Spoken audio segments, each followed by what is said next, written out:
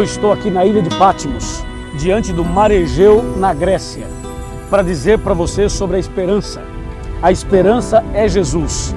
E no passado, tentaram acabar com a nossa esperança, tentaram destruir a nossa esperança, mas não conseguiram, porque a esperança não morre. A esperança é Jesus.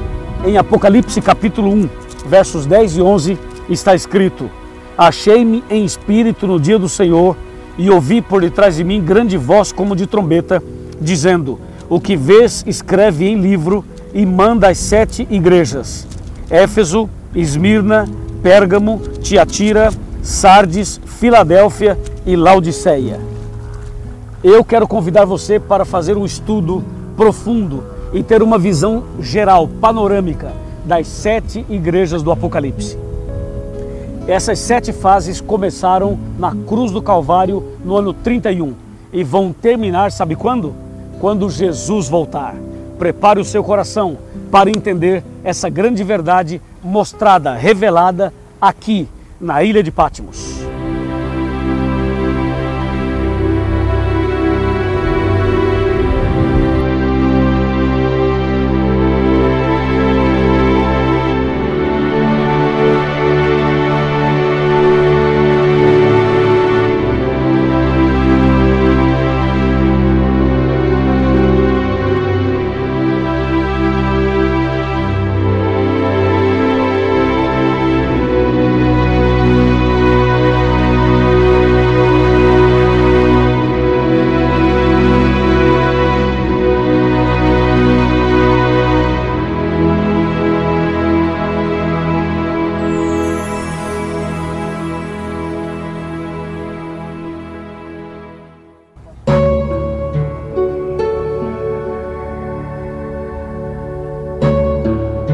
Bem, eu estou chegando da ilha de Patmos, onde começamos esse tema, um tema maravilhoso, que é uma visão geral das 7 igrejas do Apocalipse, e o título dessa mensagem é A Esperança Não Morre.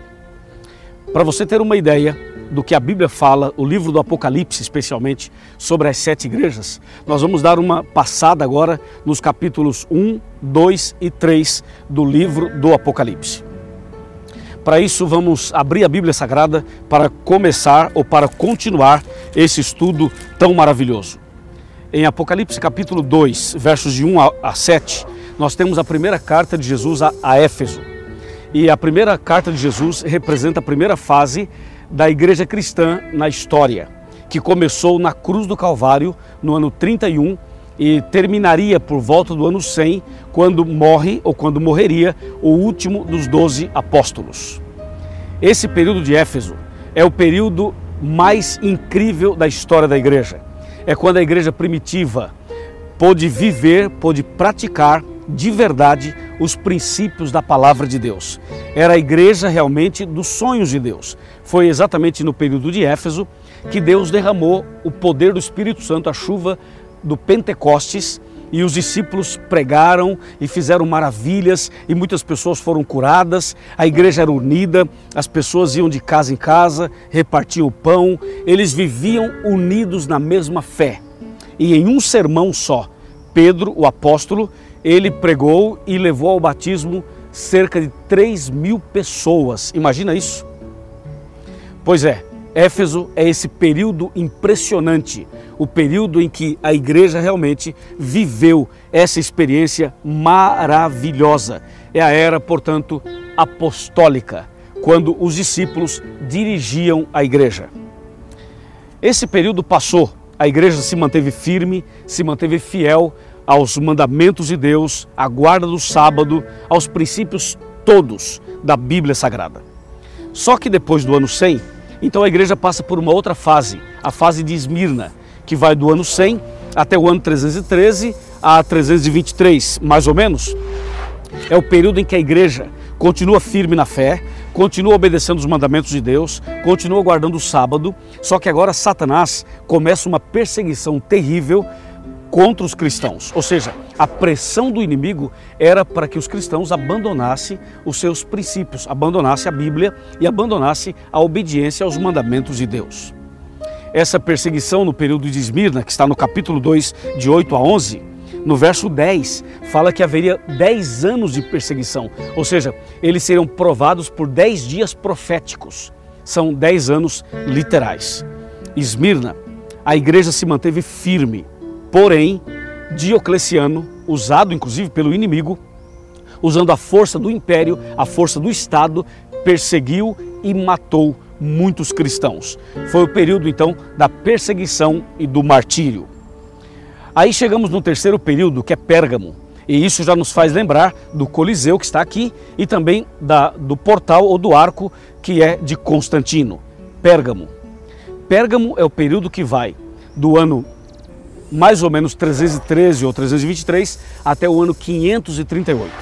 Esse foi o período mais difícil da história da igreja cristã. Por quê? Porque foi em Pérgamo que as verdades bíblicas começaram a ser jogadas por terra. Em Pérgamo, Constantino toma uma decisão de acabar com a perseguição aos cristãos. Então aquela perseguição que aconteceu em Esmirna acabou. E aparentemente estava reinando a paz. No entanto, essa estratégia foi muito pior do que se houvesse uma perseguição, entende? Sabe por quê? Porque foi a era dos compromissos, das alianças. Foi exatamente quando igreja e Estado se uniram, quando política e religião deram as mãos. E Constantino até, ele se demonstrou cristão e chegou a dizer que havia se convertido ao cristianismo. Mas a verdade é que ele nunca se converteu. Eu estou aqui exatamente diante desse arco, que é o arco ou portal de Constantino. Então Pérgamo revela e mostra esse período em que de uma maneira muito sutil o inimigo começa a misturar verdades com mentiras. E a visão pagã entra na igreja, ideias espíritas entram na igreja. E o resultado é que no dia 7 de março do ano 321, então é feito um documento, e esse documento diz que o dia do Senhor não é mais o sábado, e sim o primeiro dia da semana, o domingo, e mais tarde se transformaria num mandamento. Pois é, amigo, foi isso que aconteceu no ano 321, o primeiro decreto oficial mudando o dia de guarda do sábado para o domingo. Isso foi no período de Pérgamo, que vai exatamente até o ano 538 aproximadamente. Então esse período de Pérgamo também é um período em que começa a surgir um movimento que faz surgir a igreja de Roma, a igreja romana, que passa então a partir daí ser uma figura de destaque na história. Uma figura de destaque na história bíblica e na história geral.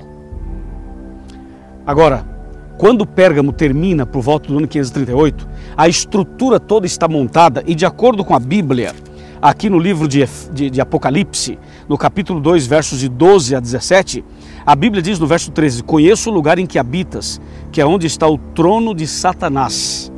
Então você percebe que o inimigo estabeleceria o seu trono dentro da igreja cristã. Ou seja, a igreja cristã agora começa a viver um momento difícil, porque mistura cristianismo com paganismo, mistura o certo com o errado, a luz com as trevas.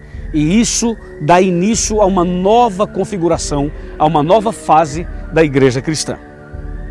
Então, quando chegamos no ano 538, o bispo de Roma recebe a autoridade suprema e ele passa agora a ser não somente um pastor, mas também um chefe de Estado. E aí entramos na quarta fase da igreja cristã, que é a fase de Tiatira, que vai de 538 até 1798, ou seja, 1260 anos. Só que no meio desse período, nós destacamos o ano de 1517, que foi o ano em que Martinho Lutero se levantou para dar início à reforma protestante do século XVI. Tiatira, portanto, é o período da apostasia total. É quando a verdade de Deus é jogada por terra totalmente e quando então a igreja romana, aquela mencionada em Apocalipse 17, aquela mulher meretriz, ela se levanta com todo o poder. A supremacia papal, então, ela passa agora a controlar, a dominar e ela passa agora a assumir o controle. Foi o período da Santa Inquisição, que de santa só tinha o nome, não é verdade? Porque foi uma verdadeira chacina. Santa Inquisição, isso também inclui o período da Idade Média, E o período de Tiatira é aquele período em que a igreja verdadeira teve que fugir para manter a verdade. E o que ficou deu origem à igreja romana. Como você pode ver, eu estou aqui diante do Coliseu, exatamente um lugar onde as pessoas eram torturadas e devoradas pelos leões. Ou seja, a Inquisição foi forte aqui, na Europa e em várias partes do mundo. Essa é uma região muito significativa, especialmente para o período de Tiatira, ok? Quando foi o período da terrível perseguição da Idade Média e que, se Deus não fizesse uma intervenção, nenhuma pessoa escaparia. Terminamos o período de Tiatira, terminamos o período da supremacia papal em 1798. E aí começa uma outra fase, que começou, na verdade, um pouquinho antes, em 1517, com a Reforma Protestante, e a Bíblia menciona a igreja de Sardes, que está em Apocalipse, capítulo 3, de 1 a 6. Sardes é esse período que começa a Reforma Protestante. E essa reforma, com Lutero, começa a resgatar aquilo que no período anterior tinha sido jogado por terra. Deus levanta Lutero, levanta outras pessoas e começa a reforma protestante, indo até o ano de 1800, 833, por aí. Depois de Sardes, com o início da reforma, vem Filadélfia, que é o período do reavivamento. Ou seja, eles continuam agora fazendo a reforma, mas acontece um reavivamento interessantíssimo nos Estados Unidos, na Europa, em outras partes do mundo. Ou seja, pessoas se levantam e começam a estudar a Bíblia no período de Filadélfia. Especialmente Guilherme Miller começa a estudar Daniel 8,14, as profecias das 2300 tardes e manhãs. E eles chegam à conclusão de que Jesus voltaria à Terra no dia 22 de outubro de 1844. Essa mensagem era doce como mel e trouxe um grande movimento no mundo inteiro, especialmente na América do Norte e especialmente na Europa. E essa mensagem produziu esse revivamento. Acontece que, quando chegou a data em que as pessoas se prepararam, as pessoas oraram, as pessoas se consagraram, mas chegou a data e Jesus não veio. E aquilo que era doce como mel se tornou amargo, cumprindo a profecia de Apocalipse 10, a profecia do livrinho, que na boca era doce e no estômago ficou amargo. Assim passou o período de Filadélfia. Na verdade, em 1844, não seria a volta de Jesus. Jesus não veio. Por que não veio? Porque não era data da volta de Jesus. Era, na verdade, a data em que Jesus passaria do lugar santo para o Santíssimo no santuário celestial. A profecia de Daniel 8,14 estava certa, o gráfico também. O que eles erraram foi o acontecimento. Não seria a volta de Jesus, mas seria a passagem de Jesus para o lugar santíssimo, no santuário do céu. E assim Jesus daria início ao juízo final. Ele começou a primeira fase, o juízo de investigação no santuário celestial.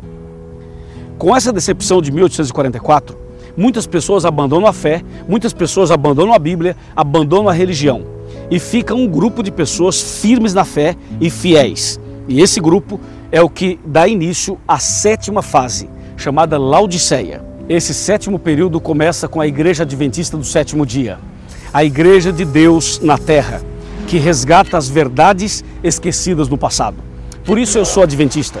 Eu tomei minha decisão e hoje eu sou membro da Igreja Adventista e sou pastor também. Foi a decisão mais importante que eu tomei. Mas agora chegou a hora de você tomar uma decisão, de você também fazer parte dessa igreja, fazer parte desse povo. Venha com a gente, Deus está chamando você. Em João capítulo 10, versos 14 a 16, Deus fala que Ele tem outras ovelhas que não são desse aprisco. Mas Ele diz, a mim me convém ajuntá-las. Elas ouvirão a minha voz e então haverá um rebanho e um pastor. Hoje é o dia da sua decisão. Hoje é o dia da sua entrega. Hoje é o dia de você fazer parte do povo de Deus. Você aceita esse desafio? Aceita esse chamado? Aceita essa decisão? Se você aceita, eu quero orar por você. Feche os olhos e vamos orar comigo. Querido Pai Celestial, obrigado por Tua palavra, obrigado pelos ensinamentos, pelas verdades e obrigado por essa decisão que essa pessoa acabou de tomar. Eu a entrego nas Tuas mãos. Dirija-nos e prepara-nos para a breve volta de Jesus. Em nome de Jesus. Amém. Que o Senhor te abençoe.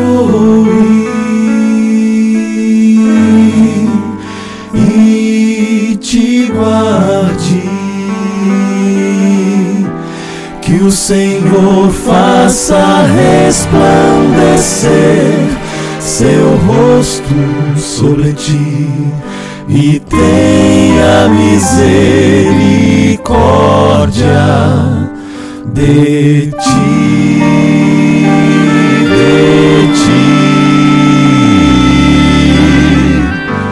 Que o Senhor sobre ti levante o seu rosto e te dê a paz.